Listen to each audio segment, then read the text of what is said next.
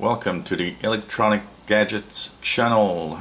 Cheap electronic gadgets, usually below $30 if possible. So this is the gadget for this week, which is a D-link router. So it's the D-link wireless N300 router. It is model DIR605L and it's a cheap $29.95 router. That's the price I paid. Goes anywhere from about 29 bucks to 35 to 40 bucks, depending on the website and the place where you buy it. In my case, I paid $29.95 on sale. It was $5 cheaper than usual at Walmart. So this is a model that's available at Walmart stores here in Canada. So basically it's a basic N router and very basic in its settings. In the back you've got the port for the internet and 410/100 megabit per second switch or ports for up to 4 computers, and wireless N router. Rated at 300 megabits per second. I've never seen any devices plug at 300 megabits on a router like this. It's very inexpensive at $29.95. Here is the little router right here. So this is the router, and basically you have the 2 antennas right here, 2 antennas. One is for the reception, one for transmissions. It is small, so it doesn't take a lot of space, except for the antennas that of course need to be extended at some point. What's nice about this router is that for people that don't understand anything, it's pre-configured with these little tags here, and it gives you the Wi-Fi name and password to connect to it. Of course, I've changed everything, but if you don't know how to set up a router and you want to have an easy setup, I think it can't get much easier than this. Each router has its own little sticker with different passwords and different router names. So this is nice because it really makes it idiot-proof to install a router. That's the good part of it. Rated at 300 megabits per second.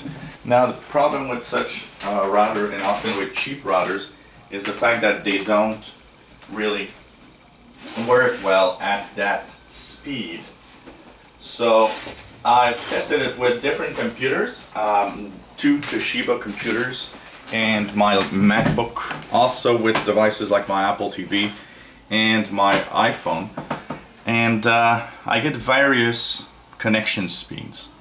My Toshiba computers in Windows 7 and in Windows 8 both connect at 72 megabits per second, which is okay for most people, but I've got a 60 megabits per second internet connection here, and the problem that happens with my connection is that at 72 megabits connection Wi-Fi, I cannot attain download speeds of 60 megabits per second.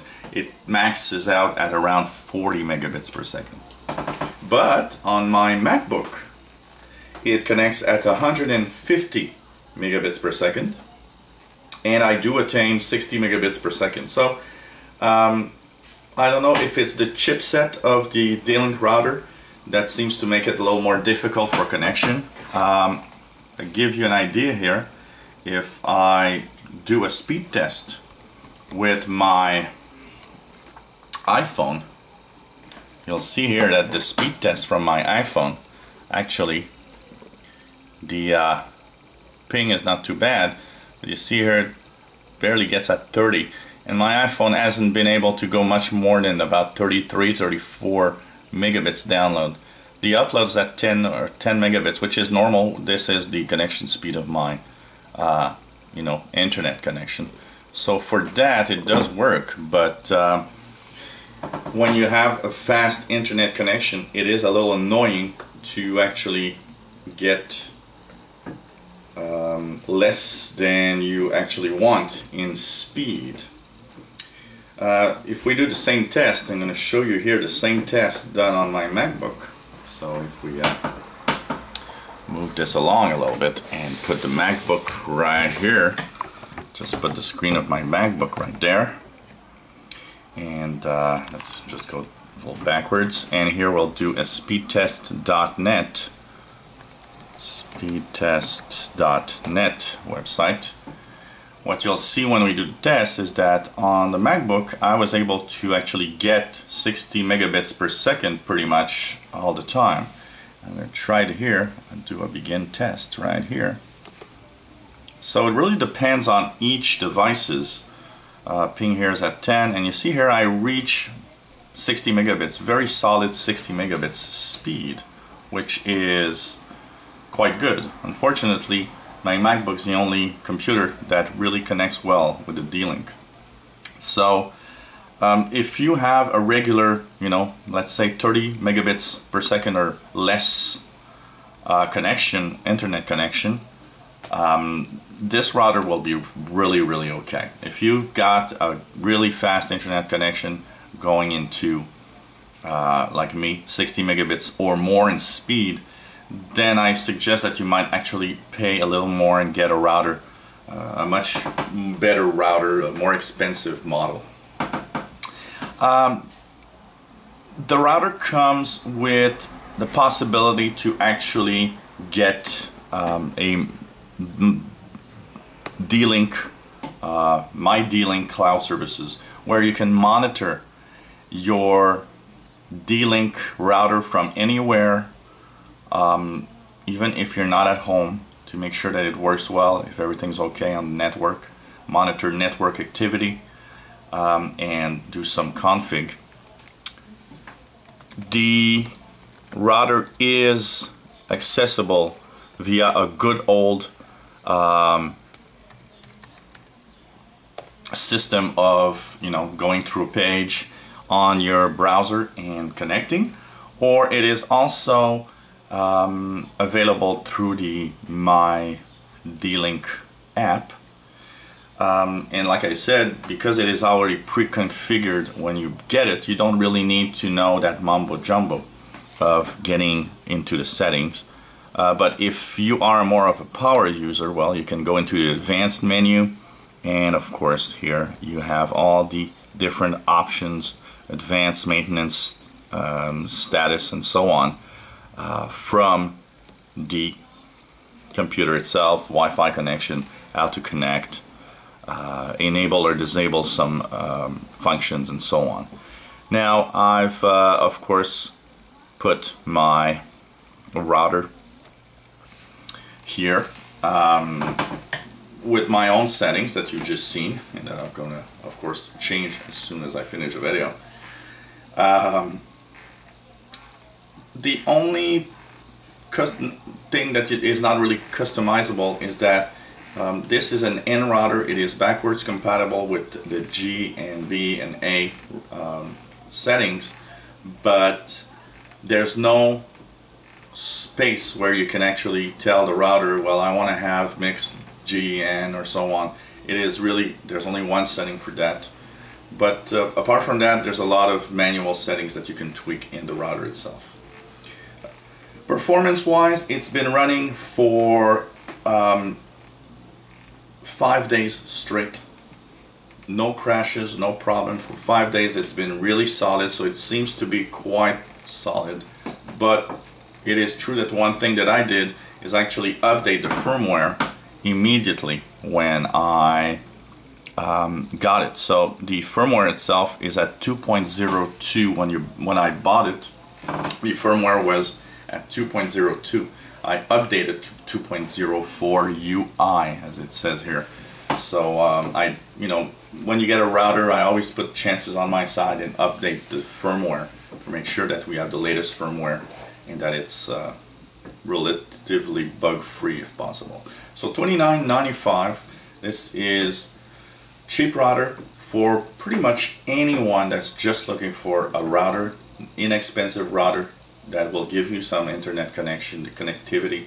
Quite a good distance. I have, you know, my Apple TV and computers some are far apart. I often go with my laptop into my balcony that I have here in the back of the house, which is really the most opposite you can be from my router in distance, and it works well even on my balcony, which means that the range on this router is actually quite good.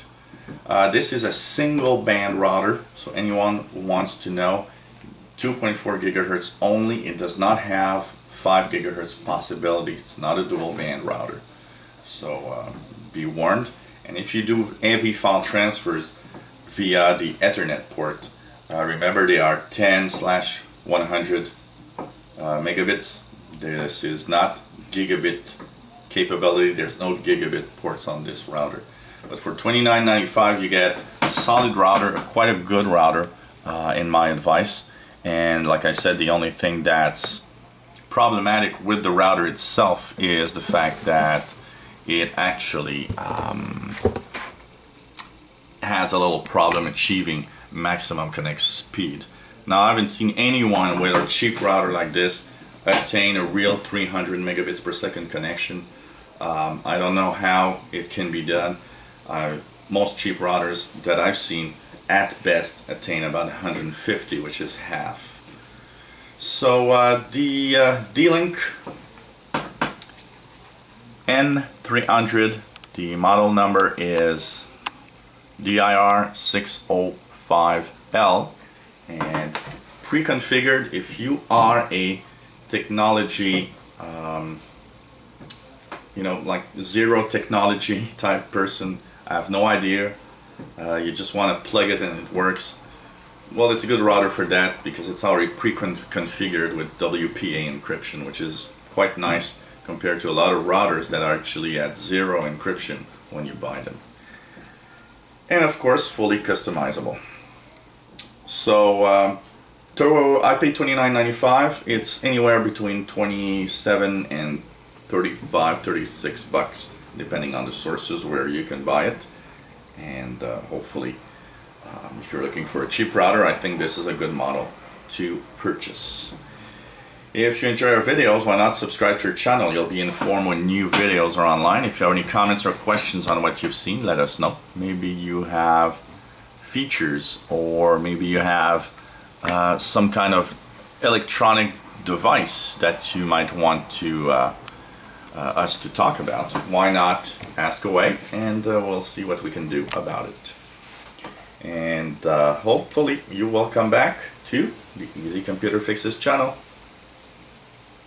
Yeah, right. This is not the Easy Computer Fixes channel.